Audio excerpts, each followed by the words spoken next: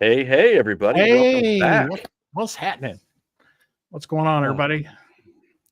Looks like we got the usual suspects over here in the chat tonight. Stoney just popped in. Jeremy, Tangent Trails, Tanya.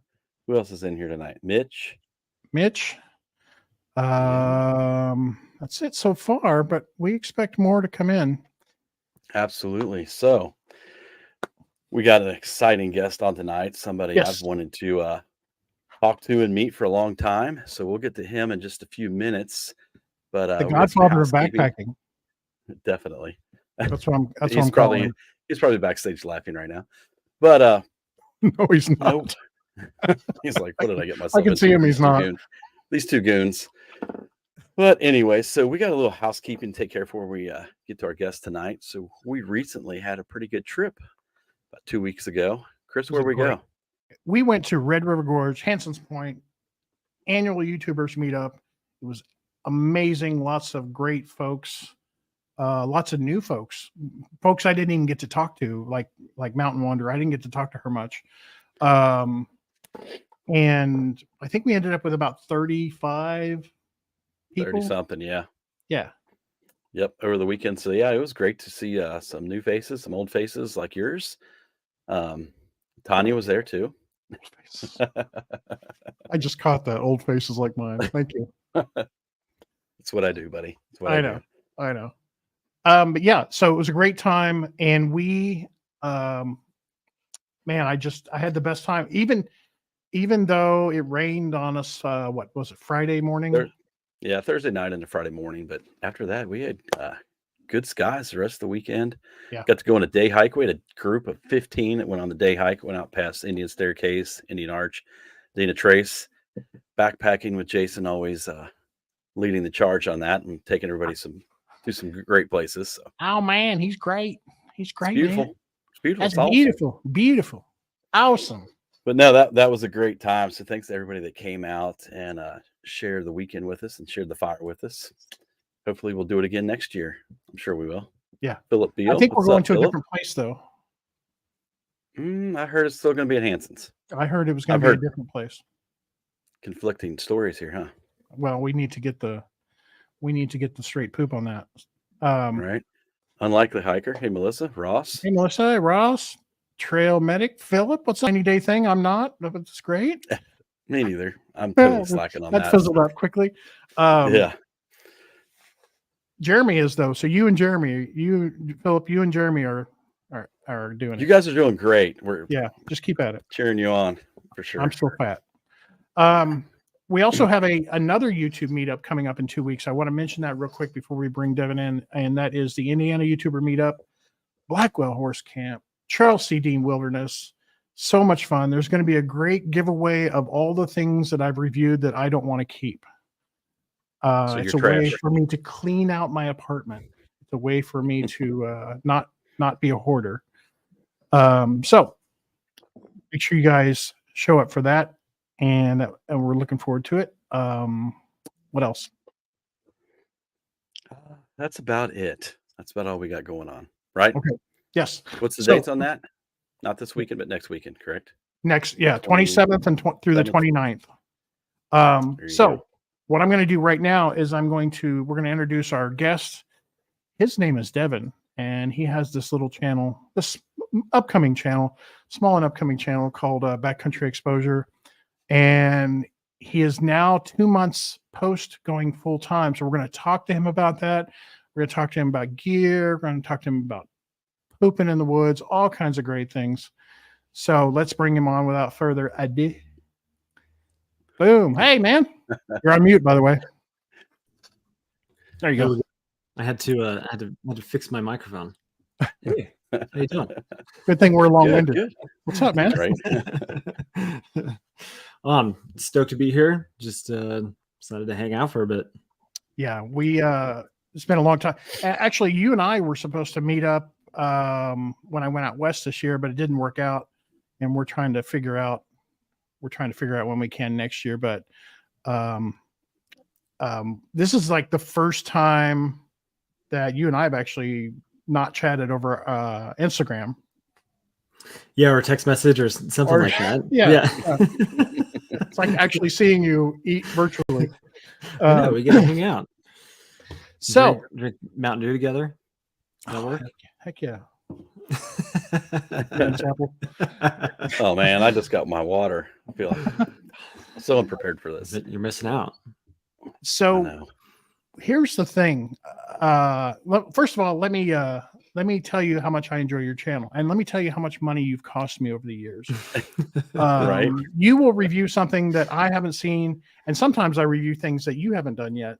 But we kind of we've gone back and forth. But I think I have purchased. Well, I'm getting ready to purchase a Durston tent because of you, and I have purchased some other. Not everybody else in the YouTube. No, line I that just has- I want to join the cult. Obviously, Only because of you. It's all because of me. it's all because of you. Yeah. Oh my gosh, You're such an influencer. Such an influencer. But no, I've watched I think Stoves. Your video that you did on the gas lantern is on the Fire Maple website in a little tiny box. Yeah. Every time I go there, but I also have a video on their website too for the Saturn Hey. stove. You go to the Saturn stove, they've got mine embedded there too. So we're both just Fire Maple bros, man. All right. High five. Oh, Fire Maple. yeah. Fire Maple buddies. I can dig it. So it's been 2 months. So- You did this video 2 months ago. We need to talk going full time. How's it been going? I mean, I'll be honest. It No, lie to us, please. yeah, no, I'll let you. I'm a millionaire now, Sweet. and I never have to work anymore, and it's all hunky dory. No worried about money at all. Just, No, I mean, the honest answer is it's a lot of work doing YouTube full time. Yeah. It is more work than you think it's going to be. And it's also a lot more, how do I put this in the right way? It's so like analytics focused. Yeah. Because like you need content to perform, and it's funny. It's not funny because it's caused me a lot of stress, honestly. But since like uploading that video of me announcing that I'm going full time, getting views on videos has been kind of hard. has it gone down Well, since you do people like figure they it don't has watch you anymore? Yeah, I don't know. I was going to try to say something silly, but no, I think it's That's I think the I, perfect place to be silly, dude. Go ahead. yeah. I'm just trying to be transparent and real. Yeah. Like I think it's really fun to be like, oh my gosh, full-time YouTube, and I can go backpack all the time now, and I have all this free time, but you have to pay the bills somehow, right? Yeah. And I mean, I wouldn't be doing it if I didn't think that I can provide for my family. Right. But it is a little discouraging when you're like, I'm full time now. That means like views are going to come cranking in. This is going to be amazing. And then when you have a series of videos that like historically don't do very well on average compared to, I mean, 10 years. I've been making videos for 10 years now. I have too. Yeah. Yeah. It's like, oh, yeah, this is a little discouraging because I need to put food on the table for my kids and stuff. But So let me ask you this. I know that you obviously you get something from YouTube. You get whatever you make on the AdSense, but you're not relying on that. Like you have brand deals, you have sponsors deals, and those are usually more lucrative. Have you found an increase in companies contacting you, or do you think that, or has it been about the same or less? It's probably about the same, honestly. Okay. But I have like some things that have been put into the works that have helped increase the amount. But because of it, there has been an increase in the number of sponsored videos that I've done. And yeah, at some point I'm wanting to dial that back a little bit, but it was kind of one of those like, oh my gosh, I'm full time now, Yeah. and so I gotta pay the bills, and I gotta get some income, and it was like sponsors. But Do you I think there's an important balance of like having too much sponsored content and all of that. So let me ask you this. Do you find yourself being more of a perfectionist with videos now? And do you this is a two-parter. And also, do you long for the days when you could just make a video for fun? Well, it's still fun. So like the videos that I'm making for the most part, like you're still having fun with it. Good.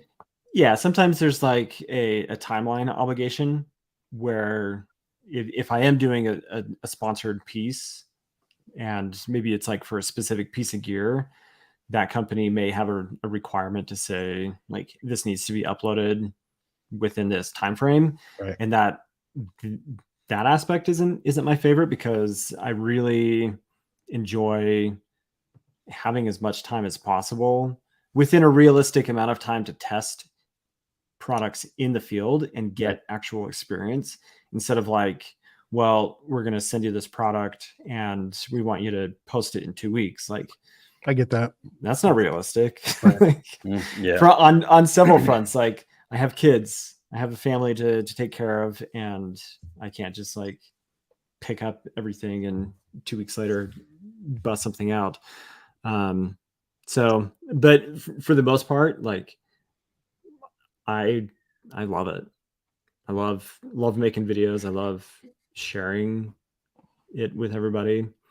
But the first part of your question though, the perfectionist side of things, I don't think I ever really was super perfectionist with my videos. I don't know, man. You have a formula. I've watched enough of your videos. You do have a formula. I do have a formula. Yes, Yeah. I have a process, but I've been able to spend more time on that process just because I have more hours available. So it's not necessarily the pressure. You don't have to be. You're not pressuring yourself to be a perfectionist. You're just pressuring yourself to follow your process. Yeah. Okay. Yeah, pretty much. And we have a question here from Melissa, Unlikely Hiker. Do you think changing to full time makes people look at you and your videos differently? I mean, I would flip that question back and say, do you look at my videos differently? I don't. I mean, is that a fair question to ask? Yeah, I think you're doing the same thing you've always done. I just think you're like you said, you have more time to do it. I don't see any difference in your videos from when you weren't full time, because you follow your formula, right? Yeah. I mean, like what I said earlier, there's been an increase in sponsored content in the amount of sponsors that I've had.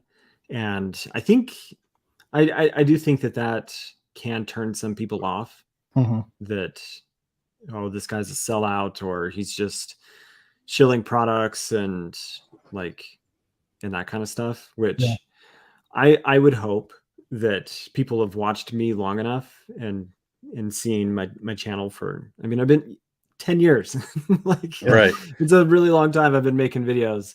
And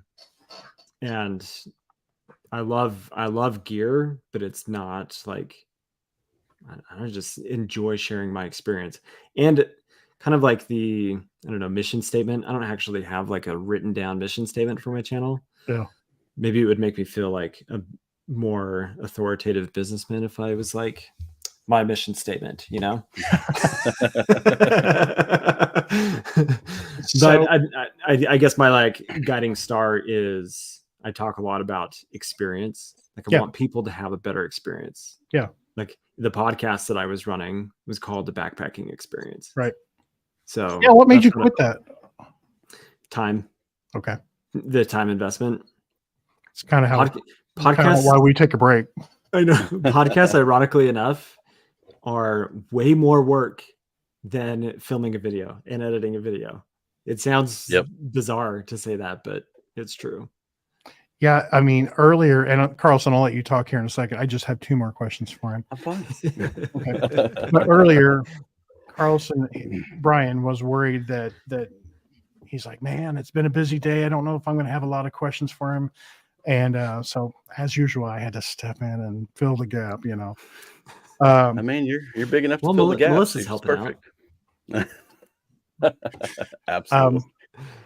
So I do have a couple of questions. One of them: have you ever received a piece of gear from a company that wanted you to review it? You've agreed to review it, and it's just complete and utter crap, and you didn't want to review it.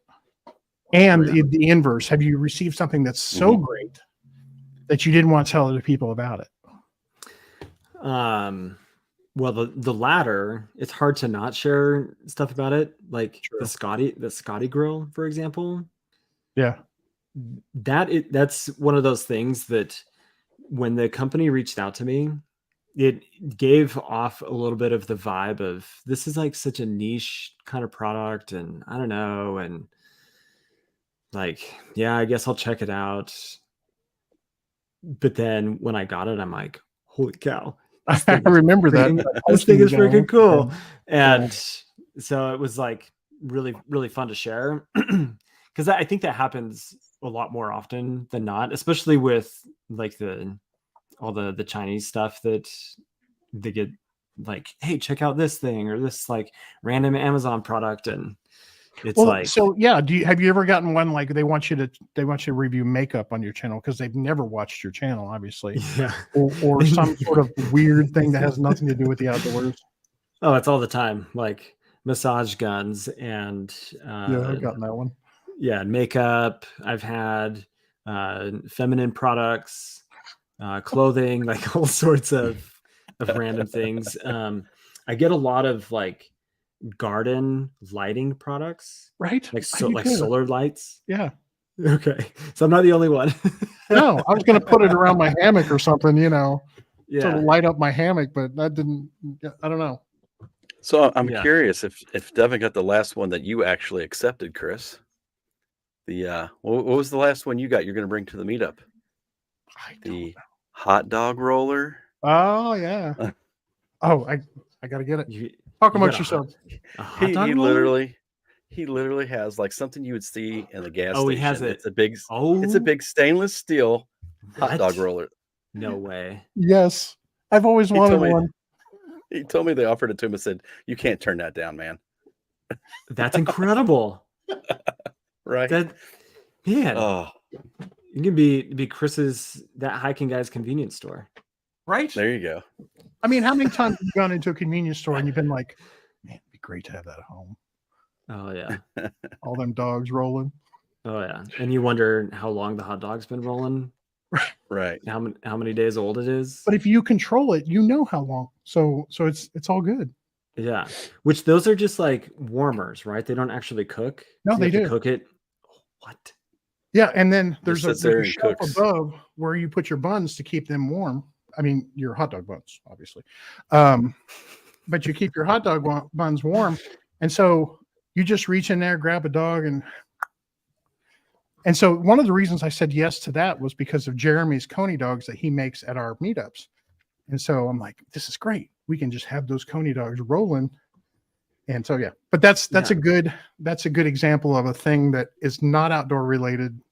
That's why I asked that question. No, I like it. And I'm now Googling how far is it to drive to Indiana from Salt Lake? I think it's 18 hours. Is it 18? Yeah. I could be there by tomorrow. I could be there by tomorrow. Yeah. Start the hot dogs now. Huh? I said start your hot dogs now. I will. They're ready to go. So, Carlson, now it's your turn to ask questions. I have a bunch more, but go ahead. Oh, do I get to talk? I guess. No, it's all good. Again, Devin, thanks for coming on. Now that Chris is done, taking half the show. No, I really do appreciate it. Like, seriously, I was excited when he said he could, he'd talk to you and you said, come on, because obviously you've been doing it a long time. I've only been backpacking about 8 years. Always been into the outdoors. And, when you get into it, YouTube's there. You were kind of one of the first guys I started watching. And thank God for people like you who do all the reviews, because you make it easy for us starting out, to learn about gear. And then as a YouTuber myself, I'm way too lazy. I like reviews are my least favorite. I love the people that make them because then I get to see all the new cool gear, but I like to do trip videos. So thank goodness for you and the reviews, like telling somebody about this.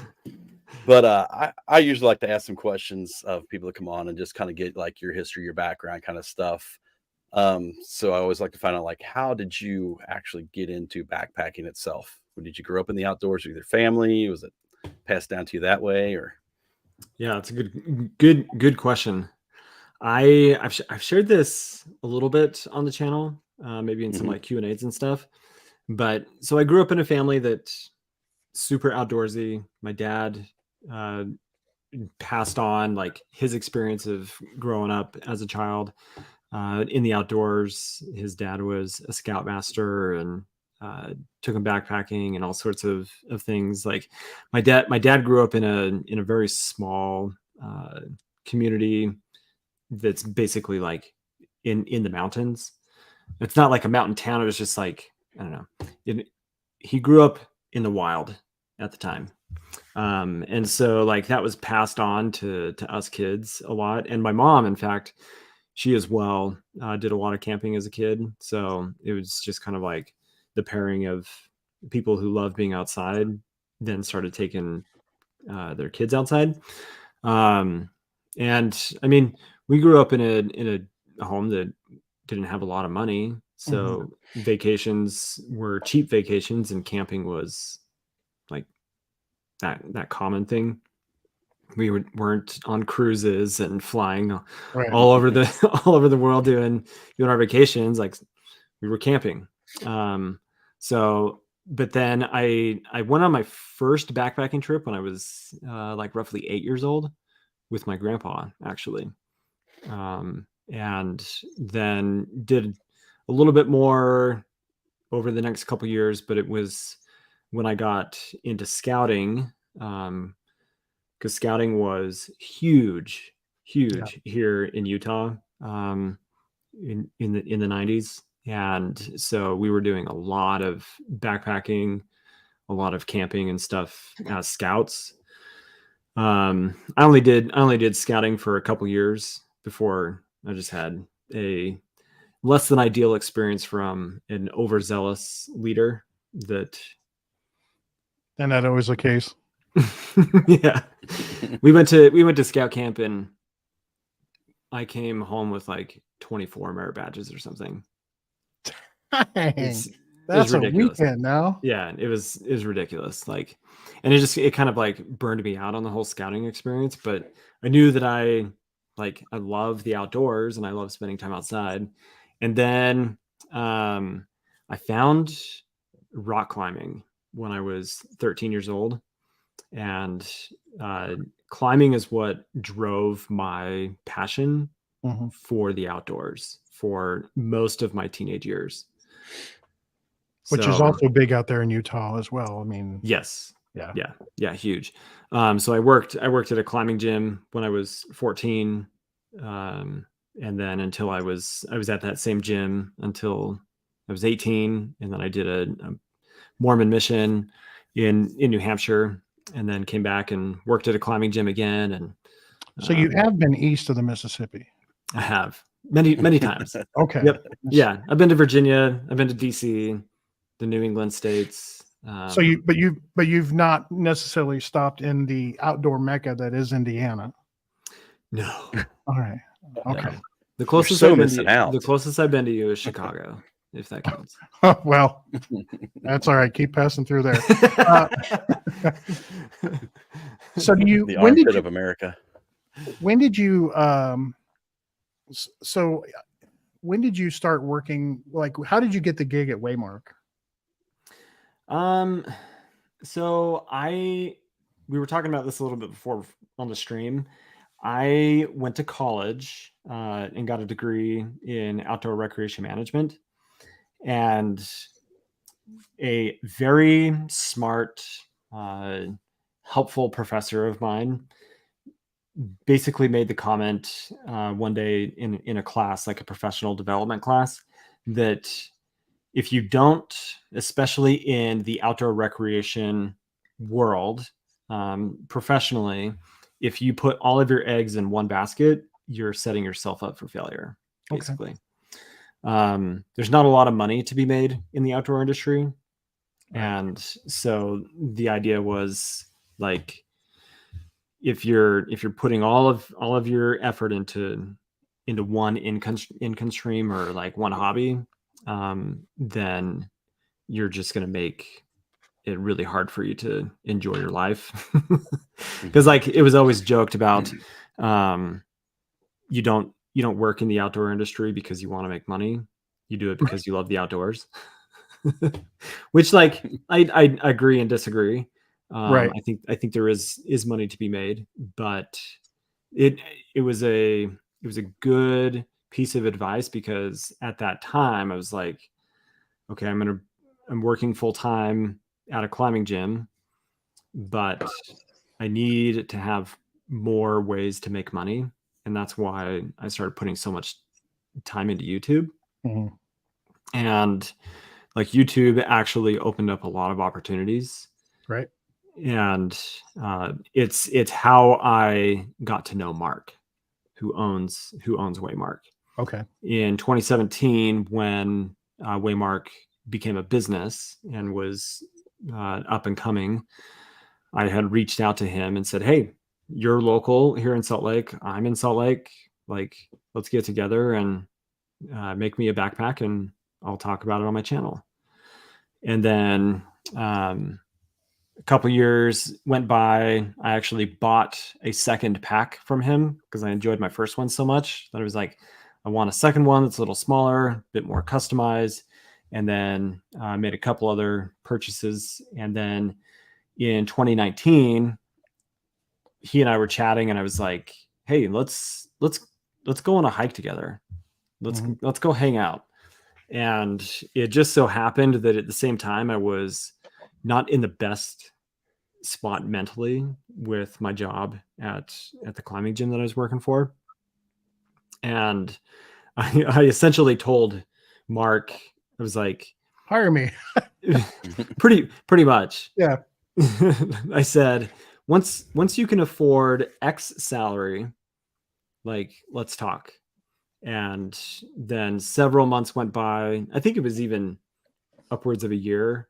We got through COVID, and then I was furloughed from my job, which is a bummer situation for me, but also anybody at that time that went through having to get furloughed from their work. But at the same time, Waymark was taking off. Like the pandemic was actually helping the outdoor industry. Yeah, because so many people are like, we can't do things inside, so we got to go play outside. And by the way, I bought 2 Waymark packs when you started working there, because you talked about the mile, and then the Ember came out, and I was looking for a replacement for my Arc Hall Zip, and the Ember came out, didn't fit me right away, but that's okay. We worked through that. Yeah. But that's 2 things that I've been influenced, you know. Yeah. Well, so that, I mean, at that point, Mark was needing somebody with management experience. Mm-hmm. And I was coming from, it's like 7-8 years of being a general manager for a large indoor climbing company. So I was bringing several things to the table. This makes me sound like I'm bolstering myself up like I'm some important person, but I knew how to sew. I have sewing experience. I have management experience. I have marketing experience. Like all these things that were just like the check boxes that Waymark was needing. He needed those things. And so I came in and we put that together. So, and Chris just disappeared. He just disappeared. He's still with us. Sorry, I was so excited. I left the chat. There you go. Out of the way. So, yeah. And then I was at Waymark for just about 3 years. And then decided I want a little bit more time with my family, and I'm going to try YouTube full time. So that's a good segue into my. I'm sorry, Carl. So you can talk sometime. That's a good. Don't segue worry about it, into man. the You're next- doing great tonight. My next. Well, usually you do all the research, so I've done actually research on Devin, so it's fun. I'm so proud of you. How has that come to fruition? Have you been able to spend more time with your family? Yes. Like in like quality time. Yeah. So prior, for the last 3 years, I was up before my kids were awake, because my commute was 45 minutes to get to the Waymark shop. And this in no way is to make Waymark sound bad at all. Like, Mark and I are super close friends. He's amazing, and that opportunity to work for him was incredible. Yeah. But I would leave for work before my kids were awake for the day, and then I wouldn't see them until like 5:30, 6 p.m. And then we would do homework for school, and then it was bedtime, and I wouldn't get to spend really more than an hour with my kids during the week each day. Mm-hmm. And then weekends are busy. So now I get to send my kids off to school, make their lunches, hang out with them in the morning. Yeah. And then I'm home when they get home at like 3:30 in the afternoon, and I get to hear about their day. I get to like sit and read with them, and like it's so much better. And you're not thinking of video ideas while you're reading with them. You're actually connected, or are you? Yes. Okay. But I also I've got 3 kids. I've got an 8-year-old, a 6-year-old, and a 2-year-old. So obviously the 2-year-old, he's not at school. My wife, she's wanted to go work a part-time job, and because she's been a stay-at-home mom for the last 3.5 years, something like that. And she was like, "Can I go work?" I'm like, "Yeah." You probably ought to. At least, right? The income is helpful, obviously, but I think it's also important for her to have her own time. Yeah. And just to get away from the house and the kids and everything else, and have her own kind of life and, outside of the house. Yeah, totally. And feel fulfilled that way for herself, and have her own goals and ambitions and things. So Harris and he and I get to spend the mornings together, hanging out. That's awesome.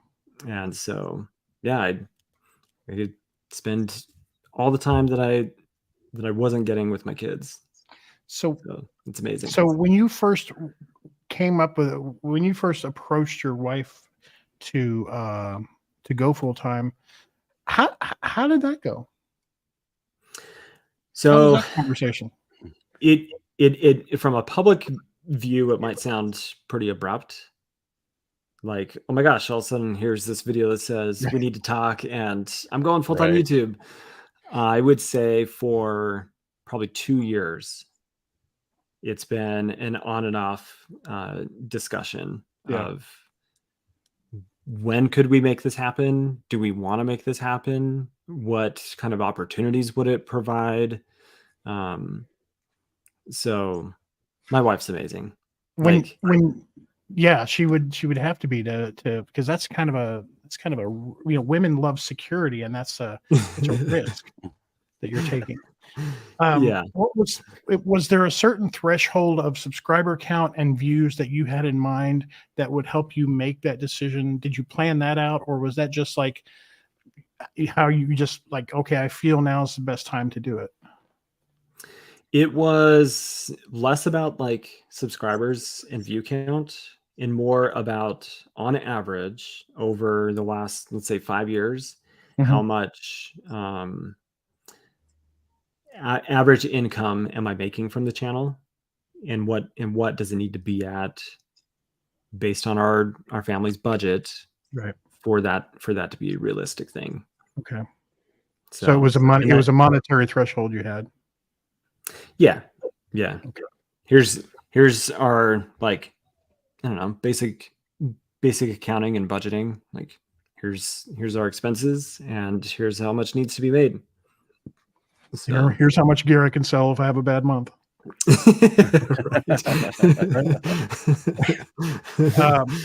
Okay, Brian, you're up. So that gear leads right into a question I wanted to ask. So you do a lot of gear reviews. I'm sure you get to review a ton of cool gear.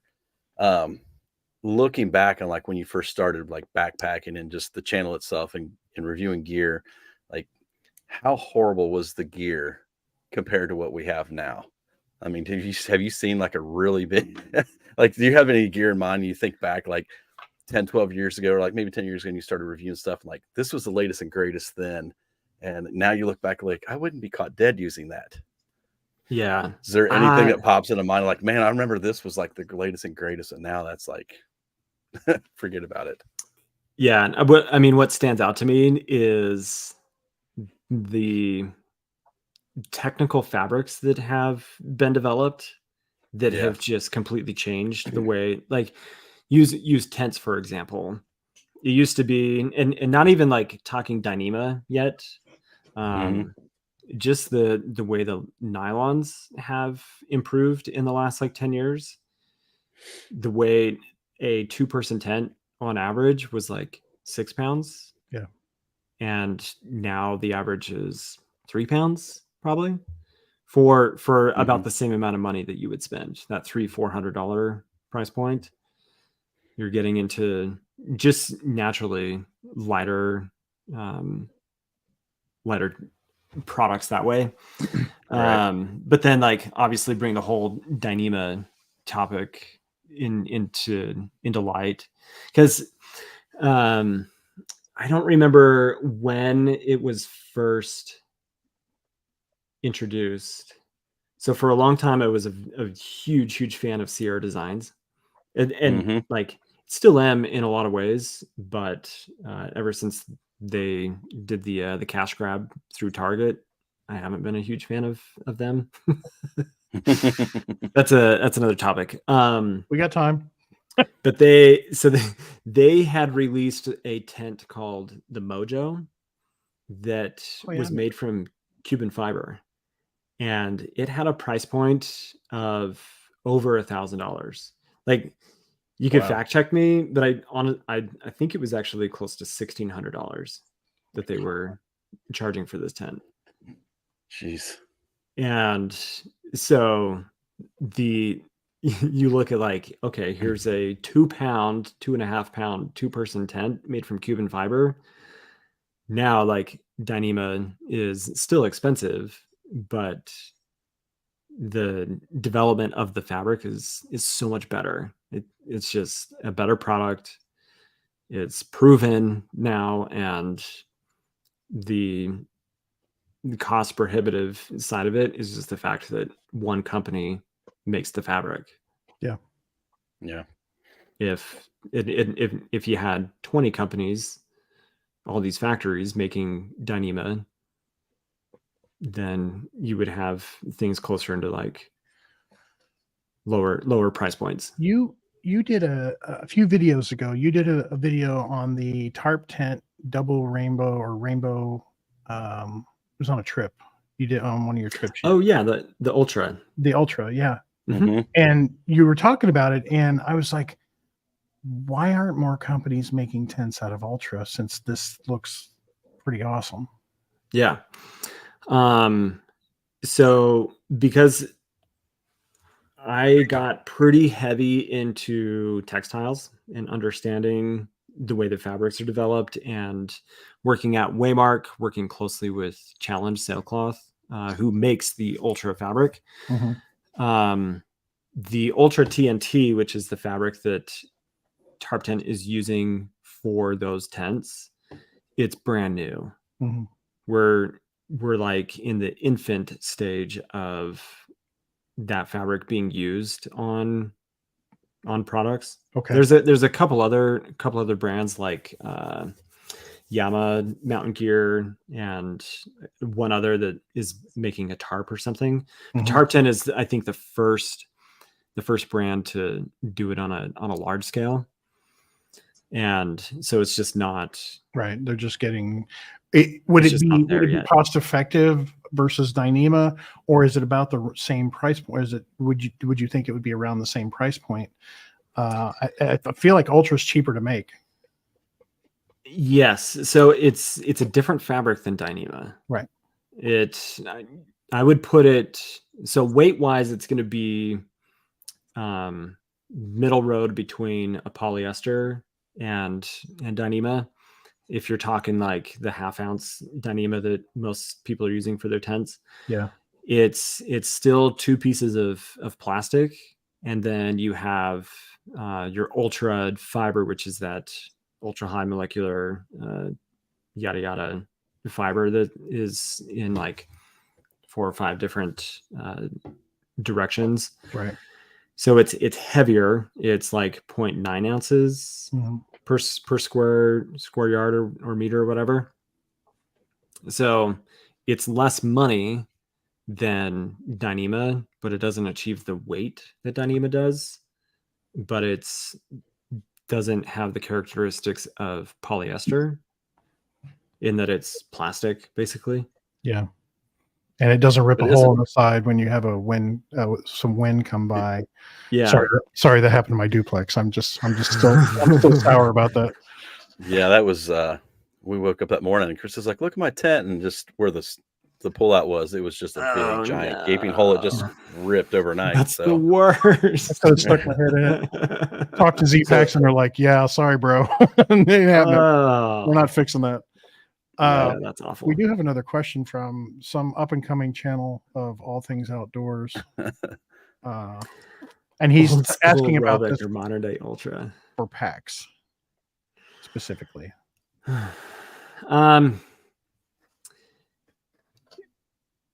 Yeah, I would. So for those that don't know, Robic is a type of yarn, like a thread, like a fiber. So Ultra is continually being developed. Like even from the time that when Ultra was first released a couple years ago to what they're doing now with it, mm-hmm. what it is now versus like 2 years ago, it's a difference of huge performance changes that I would say that the way the Ultra is now is phenomenal. Sorry. It's so well developed, and it's had so many feedback points, and because Challenge, who makes the fabric, is such a small company, that they're able to make changes pretty quickly. Yeah. So like Robic hasn't had any real development too much as of late, but when you've got a company like Challenge who is putting a lot of time into the development of that fabric, it's the way to go. Do you feel like they just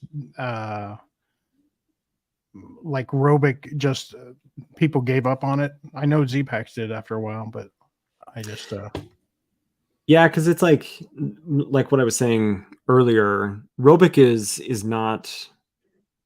I mean, it is like a name brand, and I think it's out of Korea, but it's not proprietary in the way the Ultra is proprietary to Challenge sailcloth. Okay. If that makes sense. Yeah. So you would have to have somebody with a lot of money that decides, I'm going to use the Robic yarn, that fiber in my like product development, and we're going to create this new fabric. like Outdoor Vitals, for example, on their Shadowlight backpack, they essentially did something like that. They went to the mill and they said, we want these characteristics of the fabric to be put together. Can you make it? And that's essentially what they did. Interesting. That's Yeah. It's really neat to see just the evolution of all the fabrics and the lighter weight and the better designs that's came along. And that's kind of what I was getting at. It's like with you, you've reviewed gear on your channel for 10 years. And it's like so you get more opportunities than the average guy, I guess, because of your channel and that to actually test and use all these things. And you've probably seen a great change in just all the different products. So Chris and I are always talked about like your backyard where you live, Utah. Like there's so many great places. What is it? 5 national parks in your state. You have amazing places. We're always like, oh, let's go to our usual place. Here in Indiana, we don't have a whole lot like you do, but I don't know, it doesn't have to be your favorite. What's a couple like favorite places you have? And like if somebody like me was going to plan a trip to go backpack in Utah, like your average backpacker, where would you suggest? Where's some top places that you think somebody should see? The national parks obviously would be a good starting point. Mm-hmm. All of the Mighty Five, as they're called here in Utah, all of them are fantastic. Zion is amazing. My personal favorite Utah park is Capitol Reef National Park, and of the 5 Utah parks, it gets kind of overshadowed of all the others. It's the least visited of the parks here in Utah, but I think it is the most rugged. It's also super remote, but that general area of Utah, Capitol Reef, Escalante, the Grand Staircase, Escalante National Monument, that's like the mecca of where I would suggest anybody to go. But it's also my personal passion project. There's the river that's called the Escalante River. Mm-hmm. That runs about 70 miles from the town of Escalante to Lake Powell. And there's about 26-ish like major drainages that run into that 70-mile corridor. And it's called like the Escalante Canyons. But it is a passion project for me. I don't have like an end goal of when I'll achieve it, but my goal is to float the Escalante from its like headwater to Lake Powell on a pack raft, it's a really, that would be awesome. Let's make that happen. Yeah, it's a really popular pack rafting trip when the river's running at like its prime level. But then I want to hike all of the major drainages and explore all the major drainages of the Escalante River.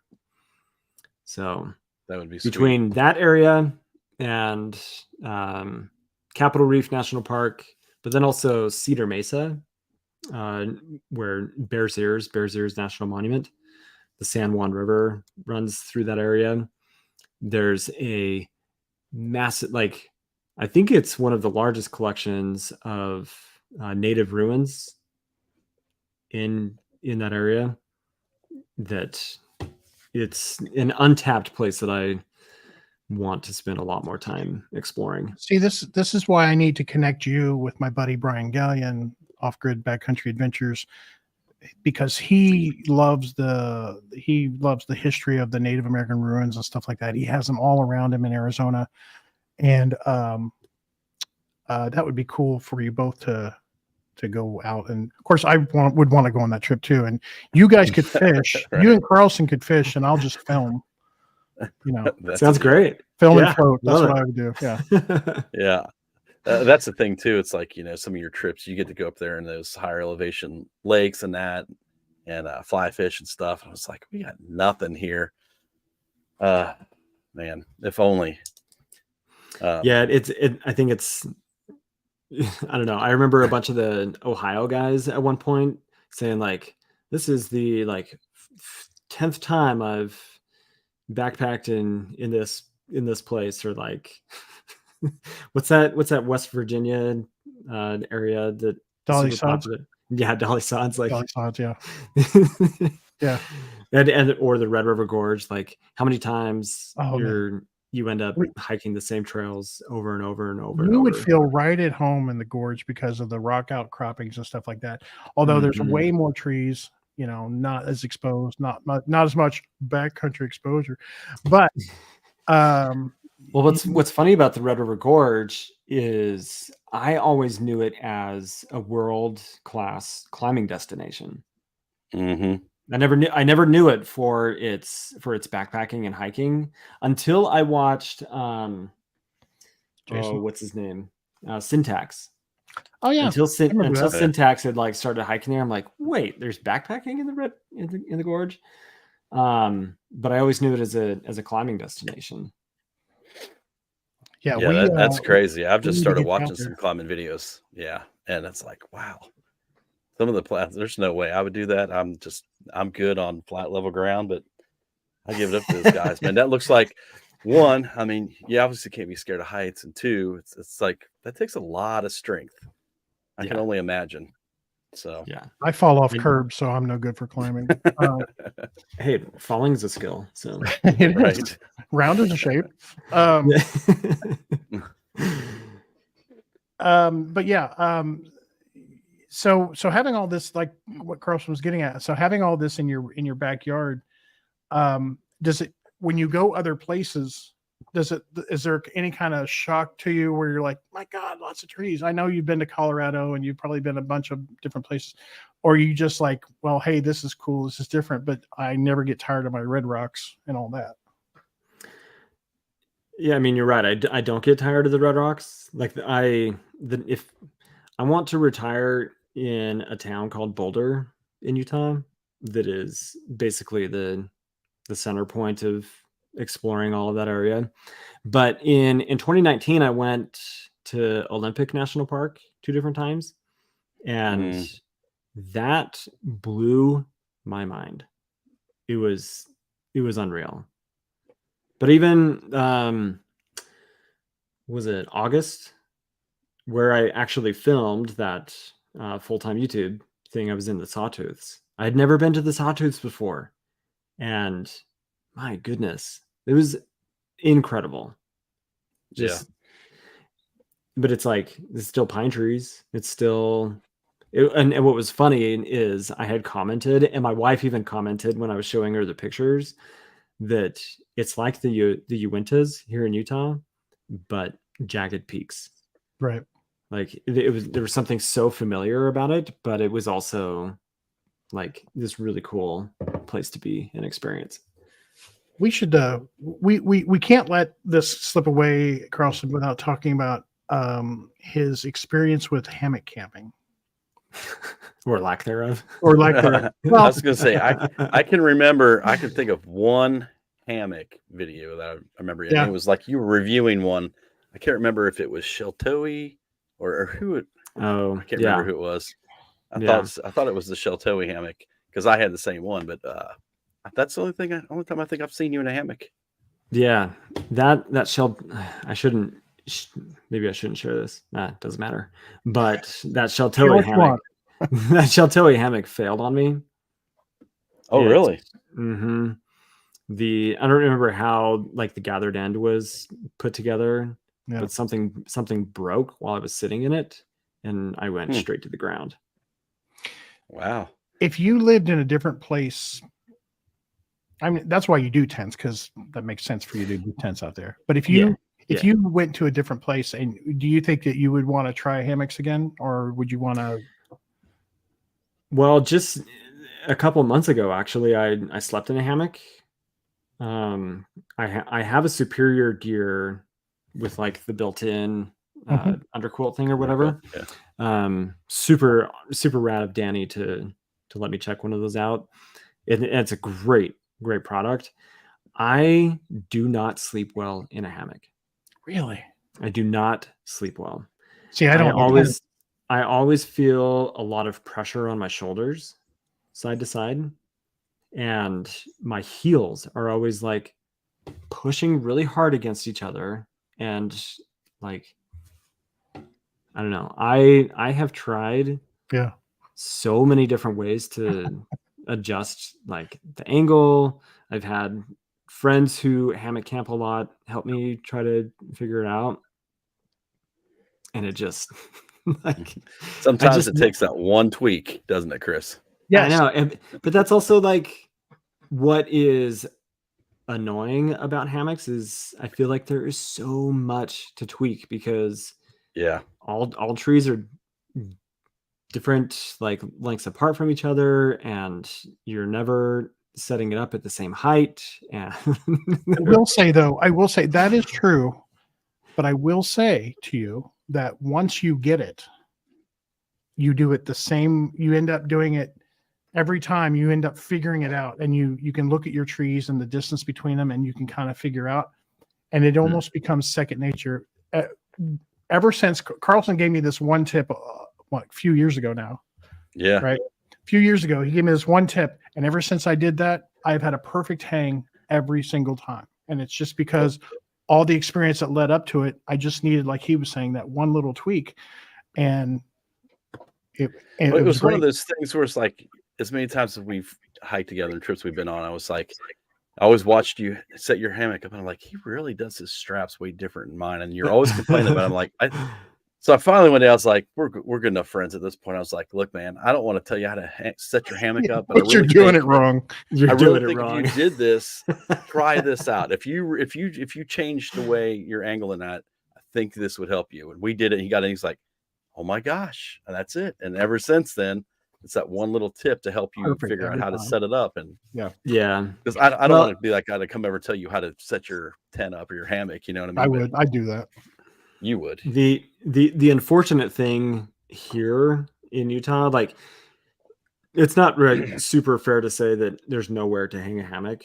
In the desert, it's less common, and it can actually be pretty dangerous because the cottonwood trees down in the desert, you'll have massive trees, but they're not super strong. And so you can have like widowmakers and stuff be super dangerous. But then in the forests up here, there's a lot of beetle kill. Yeah. The forests are actually, we have it too. They're really unhealthy.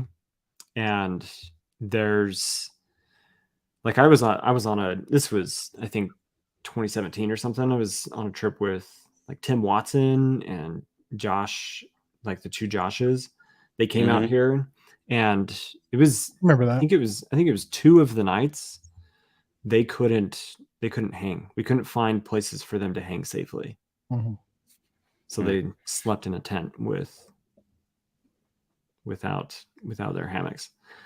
So that's like, I don't know. I don't sleep well, and there's not enough like consistent places for me to hang. Right. That makes sense.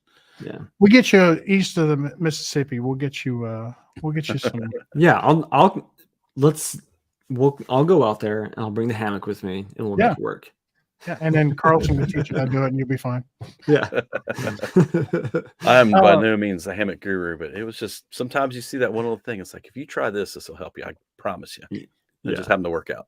So we're already at 58 minutes. So we're hard stop tonight, but where can people find you, Devin? Anywhere. Backcountry exposure. He's at this local Walmart about Thursdays at 7:00. So. Yeah. At the Home Depot. My address is right. So this is your YouTube channel. And two things. I want to make sure everybody knows who you are, but how about that peach cobbler, huh? Let's talk about that for just 30 seconds. I tried it for the first time this past weekend. OMG. I actually like the mountain berry cobbler better. Do you? I do. It like the berries bring that like tart, like that you want against the sweet. Oh, so I'm That's going to good. need you to talk to Peak about making me an ambassador because I've been trying on my own and this is not happening. I keep posting things on Instagram with their meals and stuff like that. But we'll talk about that later. But Carlson, do you have any last words for our guest? Thank you for coming on, by the way. Thanks. Oh, Yeah. yeah, it's been great. Yeah.